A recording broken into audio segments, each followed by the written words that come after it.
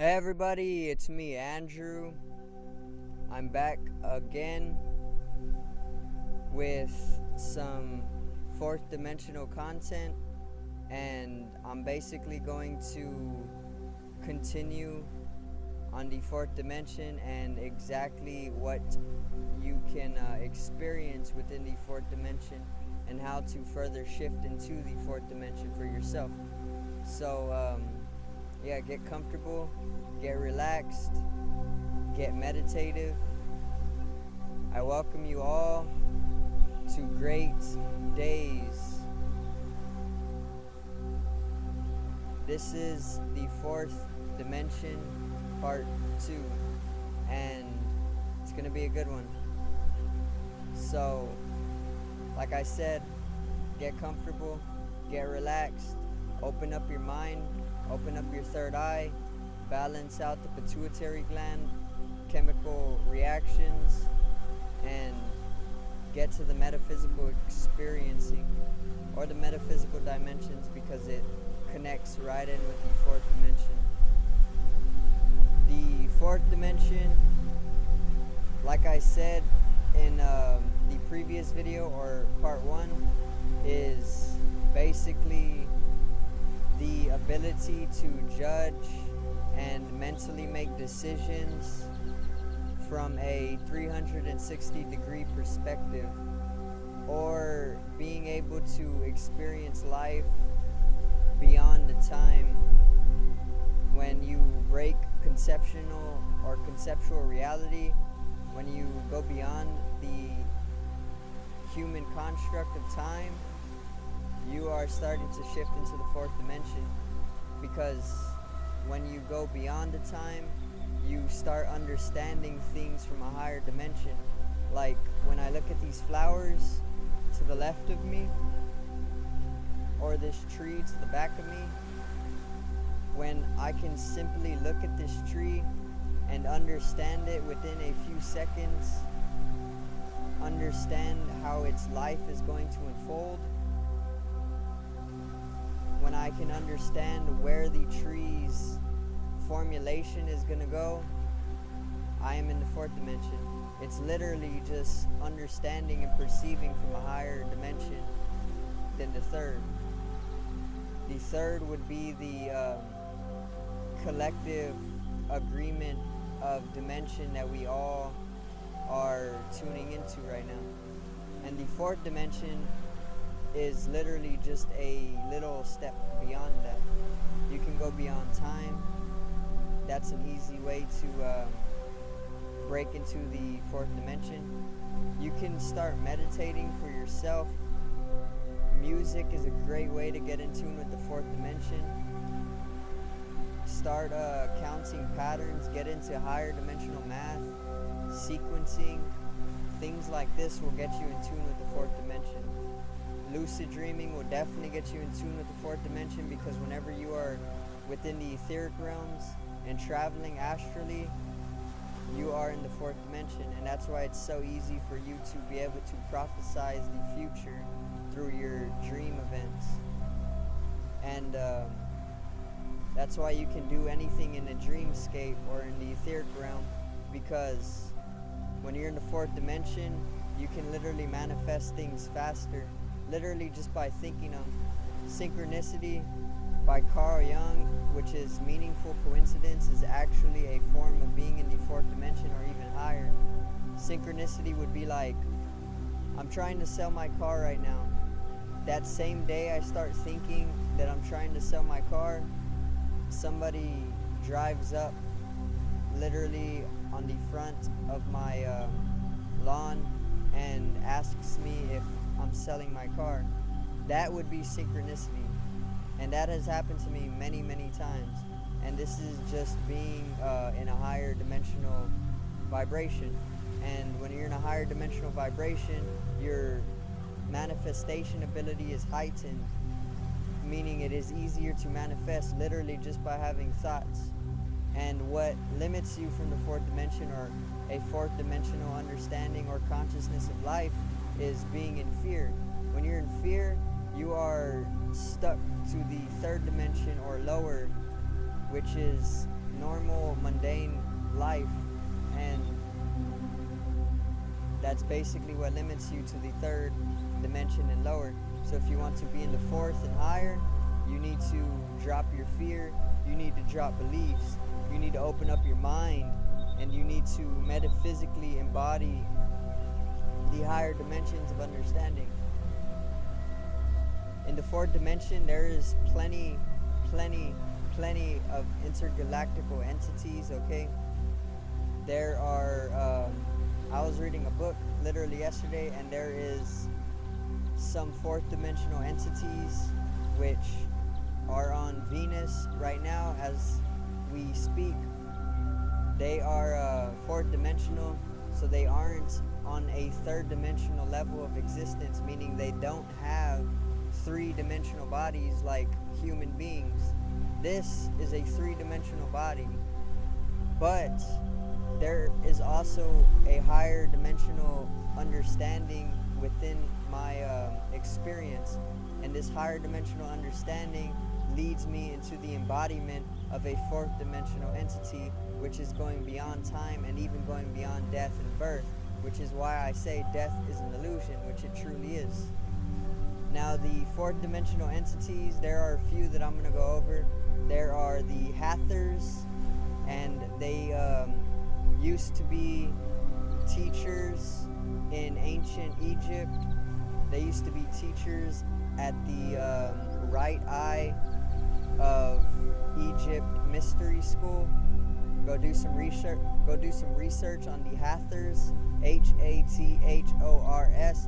They're fourth dimensional beings who reside on Venus, and they mediate between the Syrian race and the human race. Okay, they are fourth dimensional, like I said. They are very good with their voices, and they don't use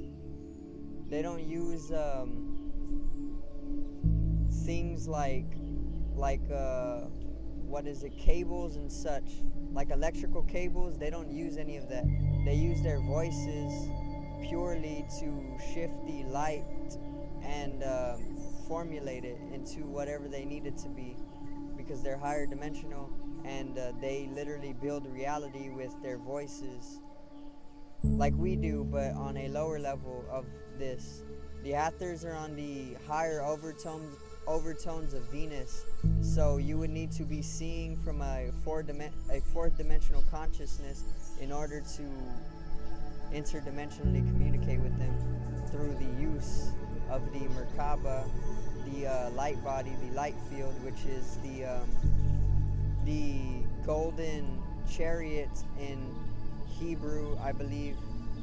In Hebrew, the mer-ka-ba translates to the golden chariot, or mer-ka-ba is it is light, spirit, body in translation. And yeah, you can use the mer-ka-ba to fourth dimensionally or higher dimensionally connect and communicate with other entities. Like I said, the Hathors are one. They reside on Venus, and they are a mediation species between the Syrian race and the human race. So if you are like Thoth, an Egyptian god, if you are like Jesus, or if you are like Krishna, interdimensional beings or higher dimensional beings, then you would be in knowledge of the Hathors, and you would probably be taught by them. There's also the let me see, the reptilians. I don't know their specific name, but if you have ever seen the commercials on YouTube from Gaia, and how they talk about the 4 different species during the Atlantean periods. There's the Anunnaki, there's the Namir, the giants, there's the reptilians, and then there's the Atlanteans. The reptilians are 4th dimensional beings, and we actually have a lot of their DNA encoded within our genetics, or we actually have a lot of their characteristics within our DNA ourselves. So we are 4th dimensional reptilians in a way, because we were once Saurian, which is going into our evolutionary stage before the primate stages, because we evolved from monkeys. But before we evolved from monkeys, we were reptiles, is what most people don't know. And when we were in this reptile stage, we were like saurian. If you don't know these saurians, they are a reptilian humanoid species. And yeah, the reptilians are fourth dimensional, meaning they are understanding or aware in a fourth dimensional consciousness, which is going beyond time, or just going higher in awareness. Like I said, the fourth dimension is the ability to judge and mentally make decisions from a 360-degree perspective. Now, there is also there's the reptilians, there's the Hathors, there is Zeta Reticulians. They're known as the Greys. You know, the famous bulbous-headed gray aliens. Those are pretty much fourth dimensional entities, or even higher. They are known as the Zeta Reticulians as their official name. And yeah, those are fourth dimensional entities as well, or even higher. Like I said, I will do a video on the Greys. I have a good amount of knowledge on them, so when I can, I will do a video on them. Those are some of the fourth dimensional entities. When you're in the fourth dimension, you can also interdimensionally travel via your light body. Like I said, whenever you get in tune with the mer-ka-ba, or the light body, your energy field, or the star tetrahedron, which is six-sided, two superimposed tetrahedrons counter-rotating to form a galactic or galaxy type of sombrero, like a plate. It looks like a plate. It's a disc.